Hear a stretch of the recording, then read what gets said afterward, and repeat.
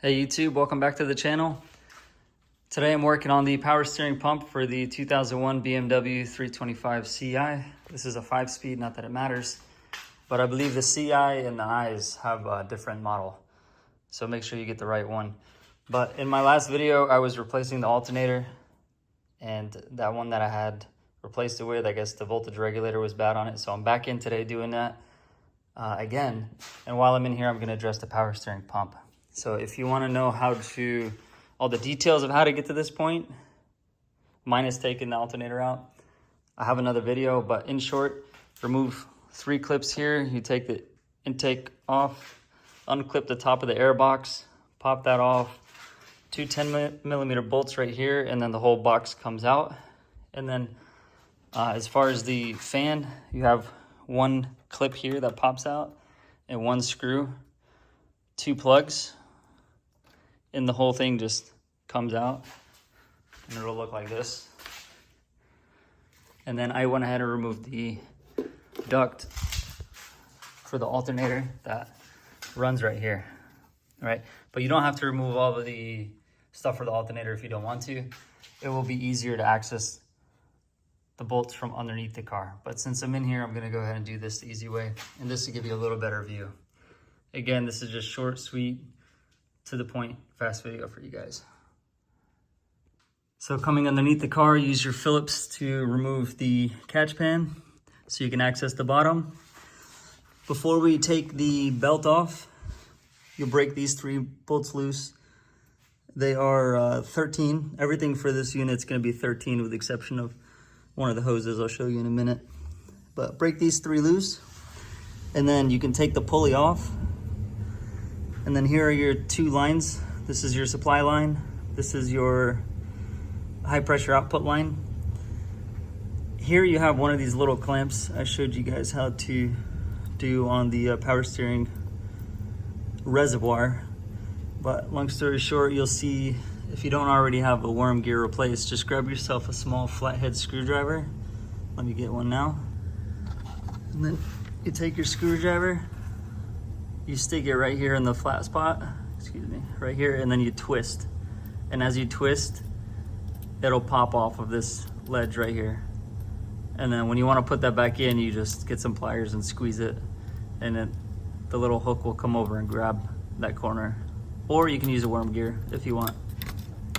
But put yourself a catch pan and then pull that hose off. You'll drain the system. Once that's done draining, then you can grab yourself a 17mm for this high pressure line right here and take that off.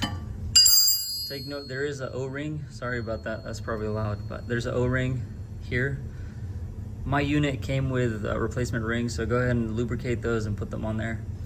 And then, so now you'll have the pulley off, you have the 2 hoses off, and there's only 3 bolts holding this whole thing on.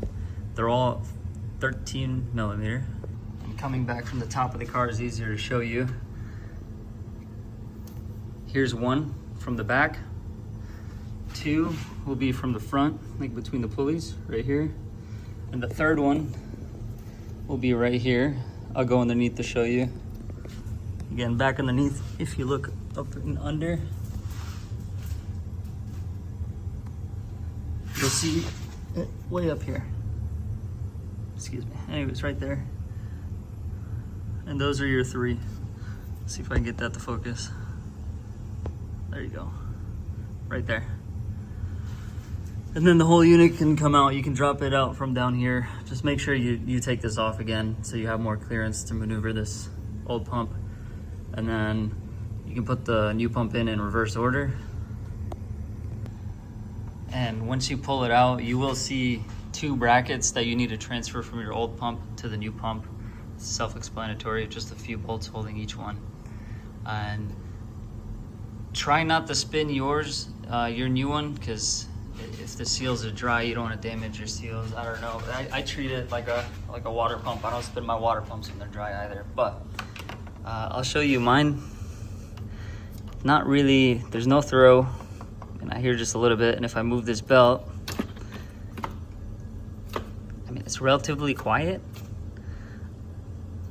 My problem is I've replaced everything else This is the only thing that I haven't done, and I'm still getting noises, and it's only when I turn the wheel a little bit and I notice at very low parking lot speeds, like pulling into a parking spot, my power steering's going out, and it just sounds very choppy. It feels very choppy. But I mean, I replaced the reservoir, there's no leaks, the rack and pinion's good. I did a fluid flush, so the only thing left is the pump. So I got mine real quick. If you need a pump and you don't want to spend $400, O'Reilly's has manufactured or remanufactured units with lifetime warranties or limited lifetime. So as long as you're not, you know, purposely messing this thing up, they'll replace it. But anyways, $168 plus tax puts me up to like $180. It was $200 with the core, and again, it comes with the new O-rings. And here's what I'm using: just Textron 6. Oops, get this thing in focus. There you go. So this is what I used to flush it. So once I replace it, I'll top it back off with this. And when you do top it off, make sure you turn the car on and go full lock to the right, full lock to the left a few times, just to work the air bubbles out of the system. But that's it. All the videos I saw were 20 something minutes. I wanted to give you something quick and easy. And I hope this helps. If you guys have any questions, comment down below. Like, subscribe, and I'll see you guys next time. Take care.